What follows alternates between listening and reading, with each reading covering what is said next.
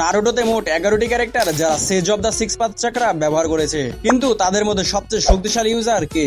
চলো দেখে নেওয়া যাক। প্রথমে কাকাশি, সে ওবিডো থেকে সিক্স পাথের চাকরা পেয়েছিল। সে সবচেয়ে উইক সিক্স পাথের চাকরা ইউজার ছিল। নাম্বার 10 নাগাটো, ওবিডো বলেছিল যে সে ছিল third Sage of the six path এবং সেরা রিনেগান ইউজার। নাম্বার 9 ওবিটো, সে টেন্টেলস জিনজুরিকি হয়েছিল, তাই সে এই চক্রা পেয়েছিল। নাম্বার 8 সাসকে, তাকে সিক্স পাথ চাকরা দিয়েছিল হাগুরোমো। নাম্বার 7 নারুটো, সাসকের মতো সেও এই চাকরা হাগুরোমো থেকে পেয়েছিল। নাম্বার 6 ইন্দ্রা, সে ছিল হাগুরোমোর বড় ছেলে, তাই স্বাভাবিকভাবেই তার মধ্যে সিক্স পাথ চাকরা ছিল। নাম্বার 5 আশুরা, সেও এই চাকরা পেয়েছিল তার বাবার থেকে। নাম্বার 4 মাদারা, সে এই চক্রা ব্যবহার করেছিল যখন সে টেন্টেলস জিনচুরিকি হয়েছিল।